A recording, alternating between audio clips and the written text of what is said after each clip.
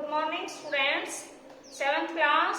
You open your textbook, page number 14 and question number 4. Working with the text में हम question number 4 करेंगे.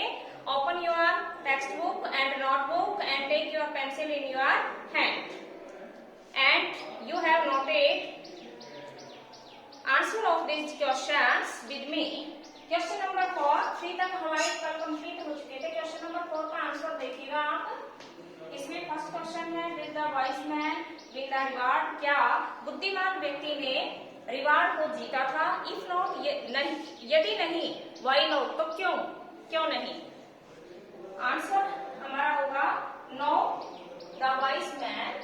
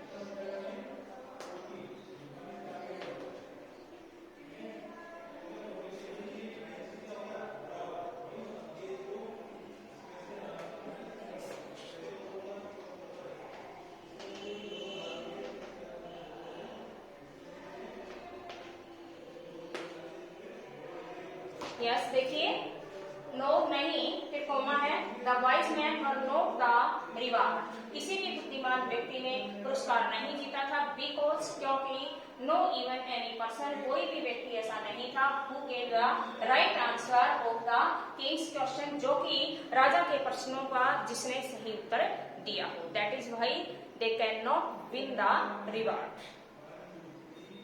Next question है how did the king and the hermit help the wounded man. राजा और hermit ने घायल व्यक्ति की सहायता कैसे की थी? इसके लिए आपको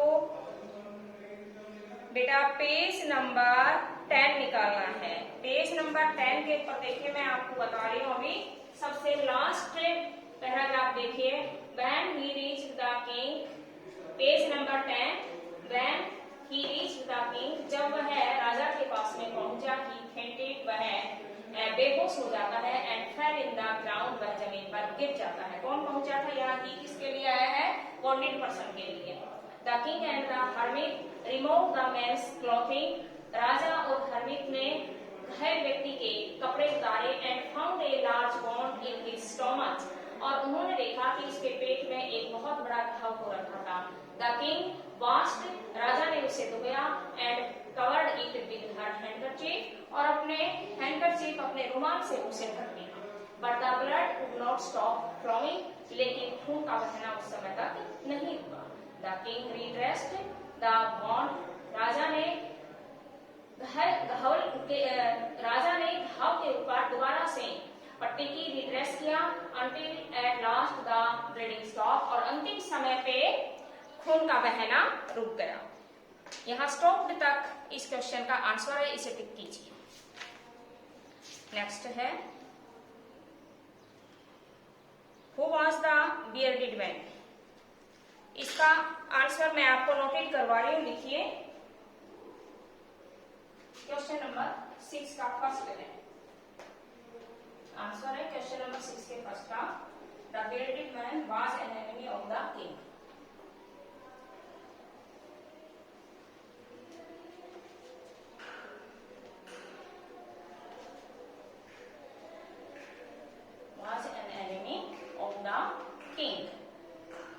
दाढ़ी वाला व्यक्ति राजा का दुश्मन था. नेक्स्ट है who did he ask for the king's forgiveness.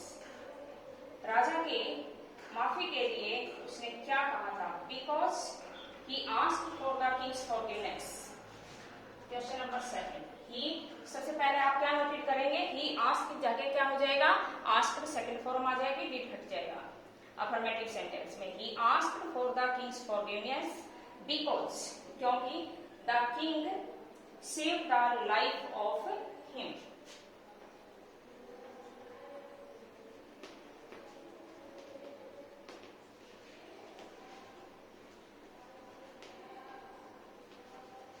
Saved the life of,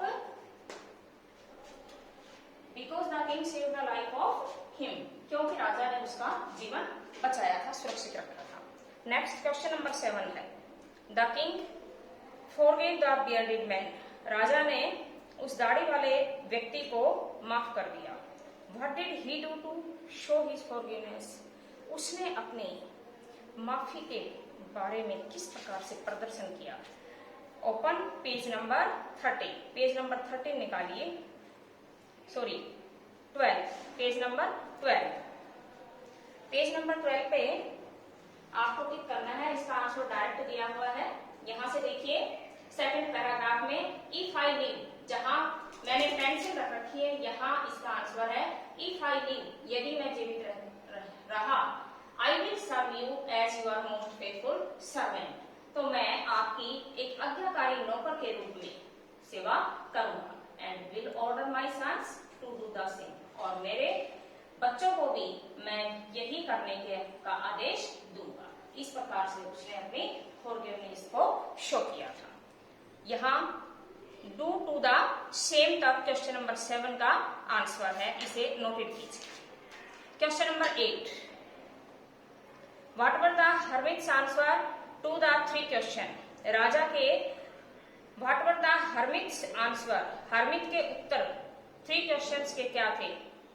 right each answer separately, प्रत्येक को लिखिए। Which answer do you like most and Y.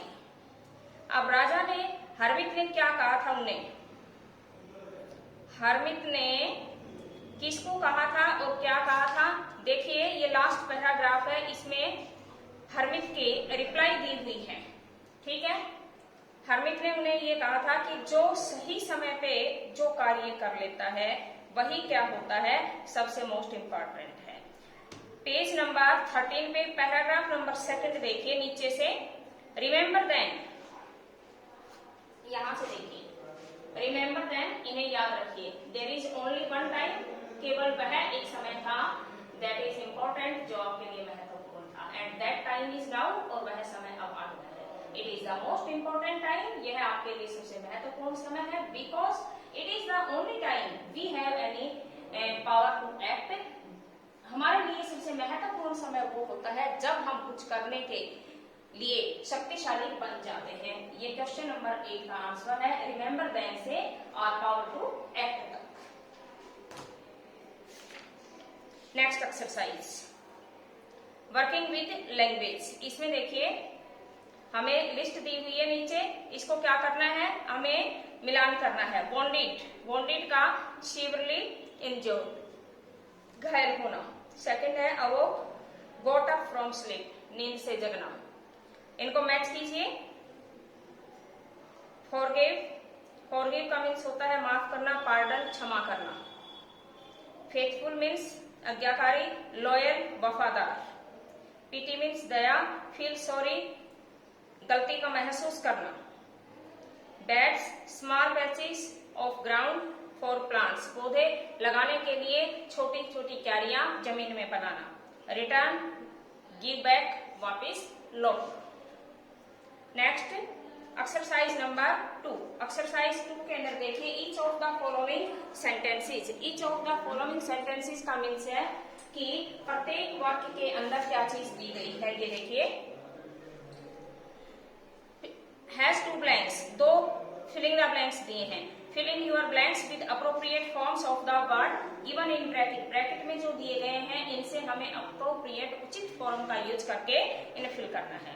He has, यहाँ पे promised आएगा, He has PROMISED, फिल कीजिए इसमें PROMISED, promised to help me, उसने मेरी सहायता करने का वादा किया। Do you think, आप क्या सोचते हैं, He will remember his promise, यहाँ promise आएगा, यहाँ फर्स्ट फॉर्म होगी PROMIS। सेकेंड सेंटेंस में देखिए He has ये फिल किया हुआ है। सेकंड में देखिए, अब फर्स्ट जो आता है, ये पहला सेंटेंस हमें समझने के लिए करके बताया गया है। सेकंड फर्स्ट आता है इसमें, द जज, यहाँ पे जज आएगा। द जज सेड, जज ने कहा, that only fresh evidence would make him change his judgement. कहता है केवल आपकी स्पष्ट वाणी ही जजमेंट को, आपके निर्णय को चेंज कर सकती है। इसमें फर्स्ट में JUDGE जज, सेकंड में जजमेंट JUDGEMENT जजमेंट होगा इसमें।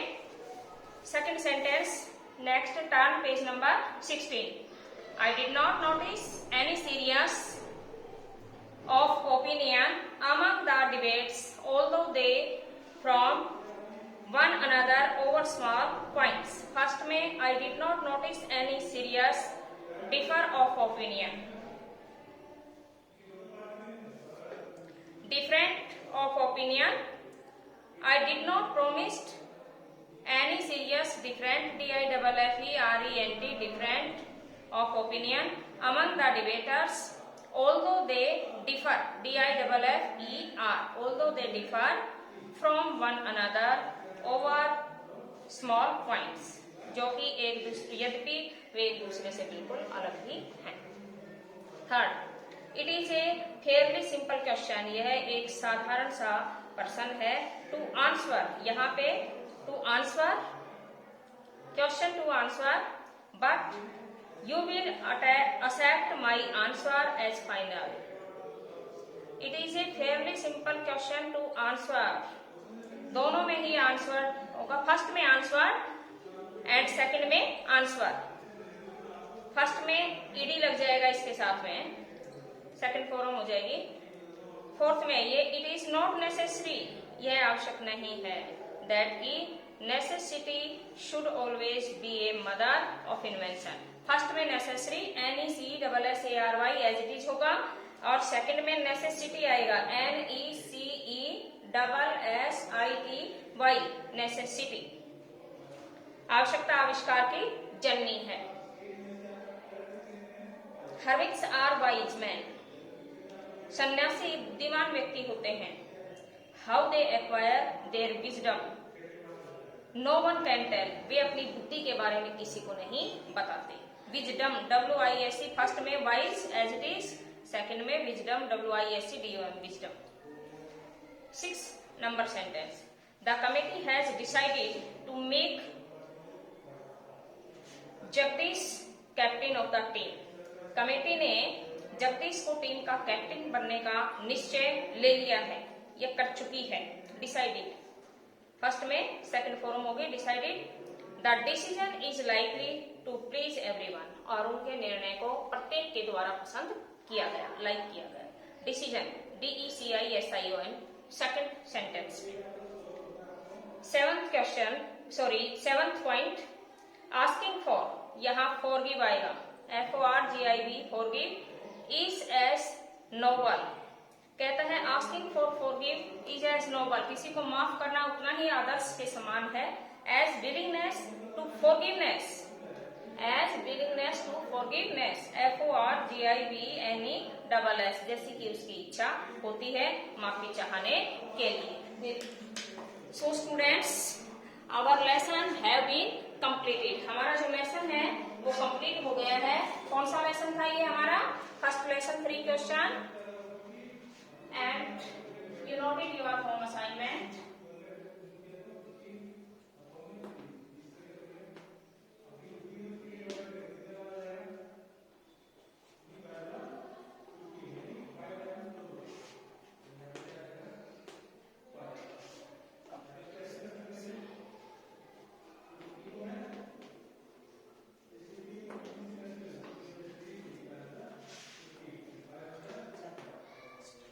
Learn and write complete exercise of chapter first. Chapter first की कंप्लीट एक्सरसाइज आपको लर्न करनी है और राइट भी करनी है। किसमें लिखेंगे आप? इन योर MB, आप अपनी नोटबुक के अंदर नोट इट करें। After some time I call you in school, मैं आपको स्कूल में बुलाऊंगी and check your home assignment, और आपका होम असाइनमेंट भी चेक करूंगी after some time, it means कुछ लेसन हो जाने के बाद। Okay student, see you next day.